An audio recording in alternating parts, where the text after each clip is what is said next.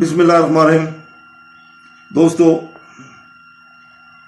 آج ہم تفسیر پیش کر رہے ہیں سورہ ال-عمران کی آیت نمبر 42، 43 اور 44 کی۔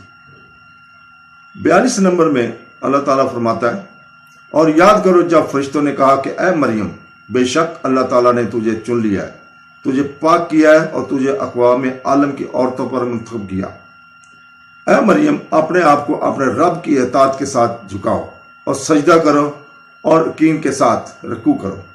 یہ غیب کی خبروں کا حصہ ہے جو ہم آپ کی طرف وحی کرتے ہیں۔ جب انہوں نے اپنے قلم سے قرار ڈالا تو آپ ان کے ساتھ نہیں تھے کہ ان میں سے مریم کی کفالت کس پر کی جائے، اور نہ تم ان کے ساتھ تھے جب وہ جھگڑ رہے تھے۔ مریم کی اپنے زمانے کی عورتوں پر فضیلت۔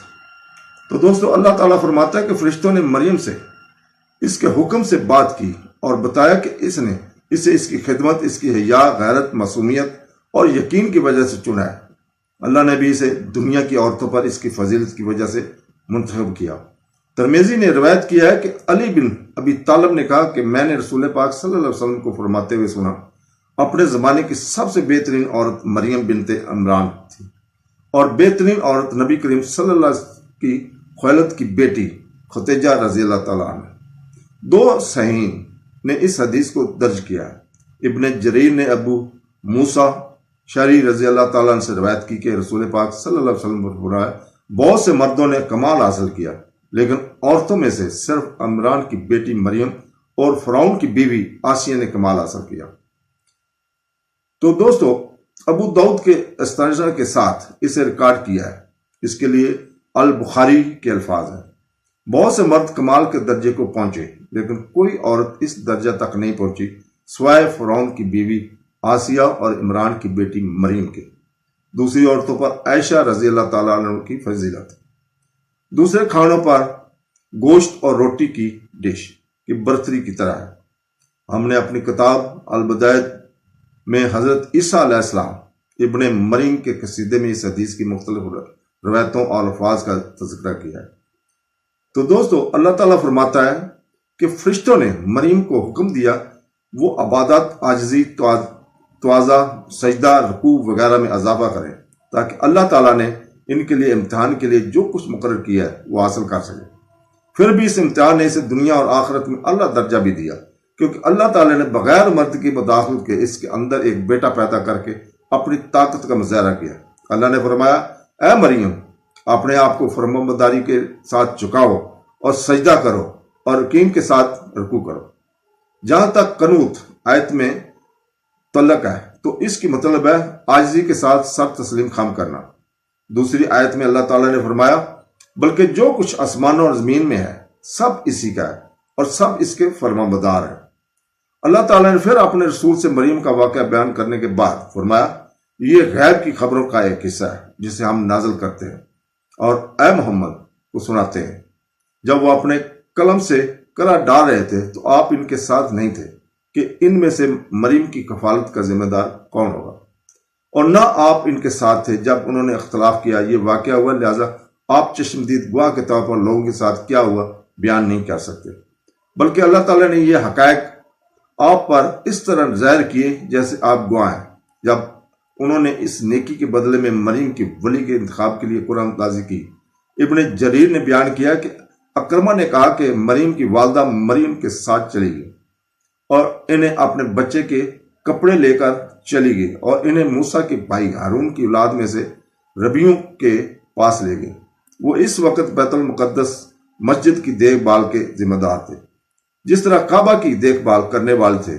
مریم کے والدہ نے ان سے کہا کہ اس بچے کو لے جاؤ، جس کے میں نے مسجد کی خدمت کرنے کی نظر مانی ہے۔ میں نے اسے آزاد کر دیا ہے کیونکہ یہ میری بیٹی ہے، اس لیے کہ کوئی عورت مسجد میں داخل نہ ہو، اور میں اسے گھر واپس نہیں لے جاؤں گی۔ انہوں نے کہا کہ یہ ہمارے امام کی بیٹی ہے، جیسا کہ عمران ان کی نماز پڑھایا کرتے تھے، جو ہماری قربانی کے رسومات کے خیال رکھتی تھی۔ انہوں نے کہا کہ ہمارا دل یہ برداشت نہیں کر سکتا کہ آپ اسے لے جائیں، کیونکہ وہ ہمارے امام کی بیٹی ہے۔ چنانچہ انہوں نے اس قلم سے قرآن اندازی کی جس سے تورات لکھی، اور زکریا نے قرآن اندازی جیت کر مریم کو اپنے پاس لے آیا۔ دیکھ بھال کی۔ اور دوستوں، ربیع بن انس اور کئی دوسرے لوگوں نے کہا کہ ربیع دریائے اردن میں گئے اور وہاں قرآن اندازی کی اور اپنے قلم دریا میں پھینکنے کا فیصلہ کیا۔